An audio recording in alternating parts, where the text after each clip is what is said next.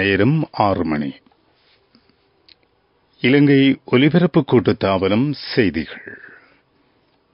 செய்தி ஆசிரியர் MC நஜ்முதீன், வாசிப்பவர் AM தாஜ். பழைய பெருந்தோட்ட தொழில்துறைக்கு பதிலாக புதிய விவசாயத்துறையை நாட்டுக்கு அவசியம் என்கின்றார் ஜனாதிபதி ரணில் விக்ரமசிங்க. பொருளாதார நிலைமாற்று சட்டமூலத்தை பாராளுமன்றத்தில் தாக்கல் செய்ய உள்ளதாக அமைச்சர் கலாநிதி பந்துல குணவர்த்தன தெரிவிப்பு. சாதாரணதர பரீட்சை நிறைவடைந்ததும் உயர்தர வகுப்புகளை ஆரம்பிப்பதற்கு அமைச்சரவை அனுமதி.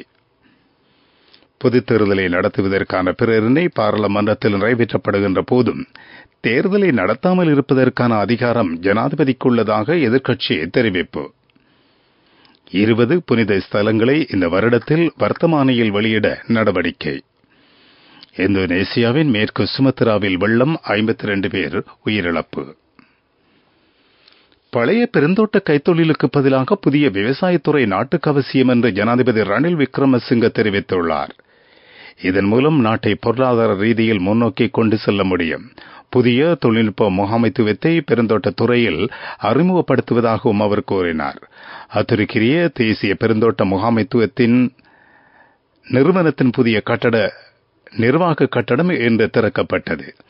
இந்த நிகழ்வில் பங்கேற்ற போதே ஜனாதிபதி இந்த விடயத்தை தெரிவித்தார். பொருளாதார நிலைமாற்று சட்ட மூலத்தை பாராளுமன்றத்தில் தாக்கல் செய்வதற்கு அமைச்சரவை அனுமதி அளித்திருப்பதாக அமைச்சர் கலாநிதி பந்துல குணவர்த்தன தெரிவித்துள்ளார். நாட்டில் தரமான நிலைமாற்றத்தை ஏற்படுத்துவதற்கு இதன் மூலம் எதிர்பார்க்கப்பட்டுள்ளது. இந்த சட்டமூலத்தில் பொருளாதாரத்தை செயற்படுத்த வேண்டிய முறைமை உள்ளடக்கப்பட்டிருப்பதாகவும் அவர் கூறினார். அமைச்சரவை தீர்மானங்களை அறிவிக்கும் வாராந்த செய்தியாளர் சந்திப்பு இன்று அரசாங்க தகவல் திணைக்களத்தில் நடைபெற்றது. இதன்போதே அமைச்சர் இந்த விடயத்தை கூறினார்.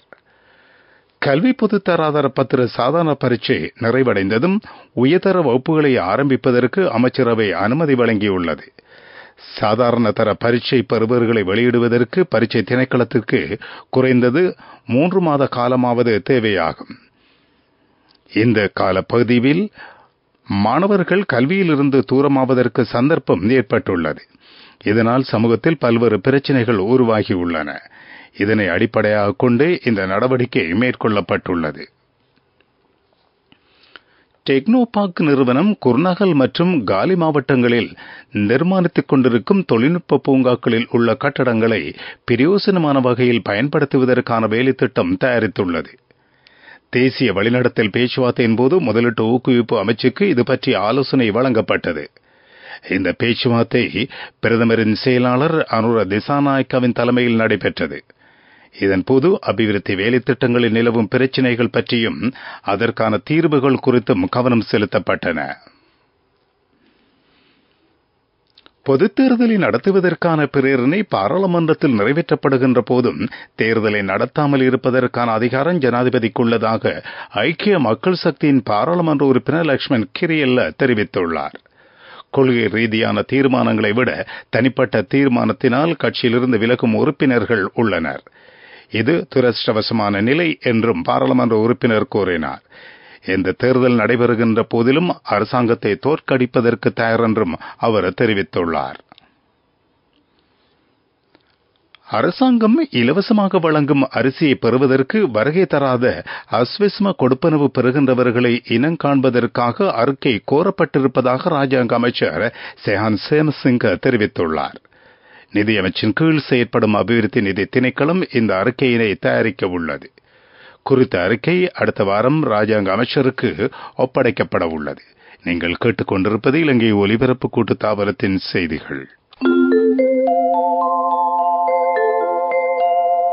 உங்கள் பெருமையின் அங்கமான மக்கள் வங்கி, தேசத்தின் பெருமை.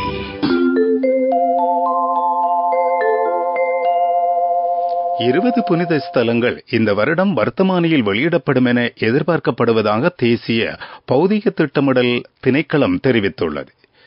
இதுவரை 9 புனித ஸ்தலங்கள் வர்த்தமானியில் வெளியிடப்பட்டுள்ளன. இதேவேளை அரச வெசாக் உற்சவம் மாத்தளை நகரத்தை மையமாக கொண்டு எதிர்வரும் 21ஆம் தேதியிலிருந்து 27ஆம் தேதி வரை இடம்பெறவுள்ளது. அங்குரார்ப்பண நிகழ்வில் ஜனாதிபதி ரணில் விக்ரமசிங்க பங்கேற்க உள்ளார். மத்தலே சேதாராம ரஜமகா விகாரையை புனித பூமியாக அபிவிருத்தி செய்வதற்கான ஆவணம் இதன்போது வழங்கப்படும். பலஸ்தீன் நெருக்கடி பற்றிய சபை ஒத்திவைப்பு வேளை விவாதம் பாராளுமன்றத்தில் இன்று இடம்பெற்றது. முன்னாள் ஜனாதிபதி மஹிந்த ராஜபக்ஷ பலஸ்தீன் விடயத்தில் மேற்கொண்ட தலையீட்டை பாராளுமன்ற உறுப்பினர் ஜெயந்த வீரசிங்க சுட்டிக்காட்டினார். பலஸ்தீனில் இஸ்ரேல் வகை தொகையற்ற வகையில் மக்களை கொன்றொழிப்பதாகவும் அவர் கூறினார். இஸ்ரேல் பலஸ்தீன் யுத்தத்துக்கு அப்பால் உலகளாவிய ரீதியில் மேலும் பல யுத்தங்கள் இடம்பெறுவதாக பாராளுமன்ற உறுப்பினர் ராஜித சேனாரத்ன கூறினார். அதிகாரத்துக்காகவும் ஆழ்புலத்திற்காகவும் மக்களின் உயிர்களை காவு கொள்வதற்காக பாராளுமன்ற உறுப்பினர் சி.பி. ரத்நாயக்க தெரிவித்தார். பலஸ்தீன் பிரச்சினையை சமய ரீதியில் நோக்கக்கூடாது என்று விவாதத்தின் போது பாராளுமன்ற உறுப்பினர் டிலான் பெரேரா தெரிவித்தார். இந்த பிரச்சினைக்கு ஐக்கிய நாடுகள் சபையின் ஊடாக தீர்வு காணப்பட வேண்டும் என்றும் அவர் குறிப்பிட்டார். யுத்தம் இடம்பெறுகின்ற போது அப்பாவி மக்கள் உயிரிழப்பதாக பாராளுமன்ற உறுப்பினர் சரத் வீரசேகர தெரிவித்தார். யுத்தத்தினால் பலஸ்தீன் மக்கள் மிகுந்த நெருக்கடியை எதிர்கொண்டிருப்பதாக பாராளுமன்ற உறுப்பினர் விஜித் ஹெரத் கூறினார். பலஸ்தீன் யுத்தம் பயங்கரமான வகையில் இடம்பெறுவதாக பாராளுமன்ற உறுப்பினர் நிரோஷன் பெரேரா தெரிவித்தார். உலகளாவிய ரீதியில் நிலவிய அமைதி மாற்றமடைந்திருப்பதாக பாராளுமன்ற உறுப்பினர் சம்பிக்க ரணவக்க விவாதத்தின் போது தெரிவித்துள்ளார். உன்னதமான இலக்குகளை மனதில் கொண்டு நீங்கள் எடுக்கும் சரியான முடிவுகள் உங்களையும் நாட்டையும் பெருமையடைய செய்யும். நாங்கள் உங்கள் பெருமையின் அங்கமான மக்கள் வங்கி, தேசத்தின் பெருமை. பிரதான செய்தி வழங்குவோர் ஒவ்வொரு வீட்டிலும் இருக்க வேண்டிய வீட்டு வைத்தியர் சித்தாலேப. வடமத்திய மாகாண படைவீரர் ஞாபகார்த்த உற்சவம் அனுராதபுர பொது விளையாட்டு அரங்கில் முன்னால் உள்ள படைவீரர் நினைவு தொகுதிக்கு அருகில் நாளை நடைபெறும். நிகழ்வு காலை 8:30 ஆரம்பமாகும். வடமத்திய மாகாண ஆளுநர் மஹிபால ஹேரத் பிரதம அதிதியாக பங்கேற்பார். வடமத்திய மாகாண ஆளுநர் அலுவலகம் இந்த நிகழ்வினை ஏற்பாடு செய்துள்ளது.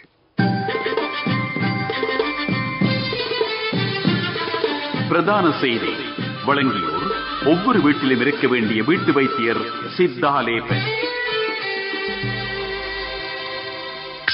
உங்கள் கவனத்திற்கு காய்ச்சல், இருமல், தொண்டை வலி, உடல் வலி, தலைவலி உள்ளிட்ட அறிகுறிகள் தென்படும் பட்சத்தில் அது பற்றி கவனம் செலுத்துமாறு சுகாதார பிரிவினர் மக்களிடம் கோரிக்கை விடுத்துள்ளனர்.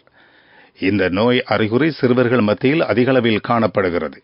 பொதுவாக நவம்பர் மாதத்திலிருந்து பிப்ரவரி மாதம் வரையிலான காலப்பகுதியிலும் ஏப்ரல் மாதத்திலிருந்து ஜூலை மாதம் வரையிலான காலப்பகுதியிலும் இவ்வாறான அறிகுறிகளுடன் கூடிய காய்ச்சலினை அவதானிக்க முடியும்.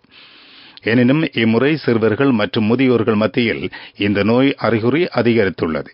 இது இன்ஃபுளுவன்சா ஏ மற்றும் இன்ஃபுளுவன்சா பி வைரஸ் தாக்கமாகும். இந்த நோய் அறிகுறிகள் தொடர்ச்சியாக தென்படும் பட்சத்தில் வைத்தியரை நாடி சிகிச்சை பெறுமாறு கோரிக்கை விடுக்கப்பட்டுள்ளது. உலகச் செய்திகள். இந்தியாவின் மும்பையில் மிகப்பெரிய விளம்பர பதாகை சரிந்து விழுந்ததில் 14 பேர் உயிரிழந்துள்ளனர். 70க்கும் மேற்பட்டவர்கள் காயமடைந்துள்ளனர். காயமடைந்தவர்கள் சிலர் தீவிர சிகிச்சை பிரிவில் சிகிச்சை பெற்று வருகின்றனர். இந்தோனேசியாவின் மேற்கு சுமத்ராவில் ஏற்பட்ட வெள்ளத்தில் சிக்கி உயிரிழந்தவர்களின் எண்ணிக்கை 50 கடந்துள்ளது. மேலும் சிலர் காணாமல் போயுள்ளதாக அங்கிருந்து கிடைக்கும் தகவல்கள் தெரிவிக்கின்றன. 3000க்கும் மேற்பட்ட மக்கள் இடைத்தங்கல் முகாம்களில் தங்க வைக்கப்பட்டுள்ளனர். அங்கு கடந்த ஞாயிற்றுக்கிழமையிலிருந்து தொடர்ந்து மழை பெய்து வருகிறது. அபிவிருத்தி செய்திகள். வடமத்திய மாகாணத்தில் உள்ள 8 நிர்வாக அலுவலகங்களுக்கு உளவு இயந்திரங்கள் வழங்கப்பட்டுள்ளன. மாகாண ஆளுநர் மஹிபால ஹேரத் இந்த இயந்திரங்களை வழங்கி வைத்தார். உலக வங்கி மற்றும் ஐரோப்பிய ஒன்றியத்தின் நிதி ஒதுக்கீட்டில் இந்த உளவு இயந்திரங்கள் வழங்கப்பட்டுள்ளன.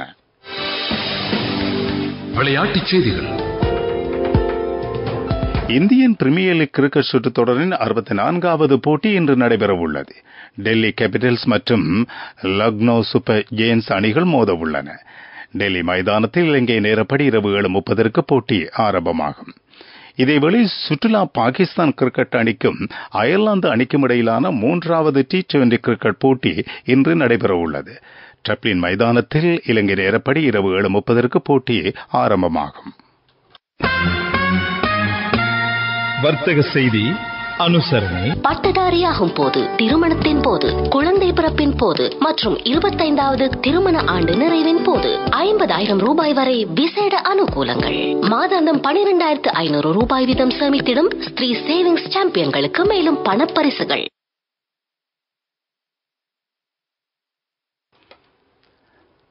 தங்கத்தின் விலை கடந்த சில தினங்களுடன் ஒப்பிடுகையில் இன்று குறைவடைந்துள்ளது.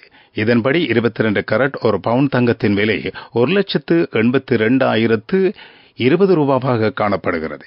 24 கரட் ஒரு பவுண்ட் தங்கத்தின் விலை 1,98,700 ரூபாவாகும். பட்டதாரியாகும் போது, திருமணத்தின் போது, குழந்தை பிறப்பின் போது மற்றும் 25வது திருமண ஆண்டு நிறைவின் போது 50,000 ரூபாய் வரை விசேட அனுகூலங்கள்.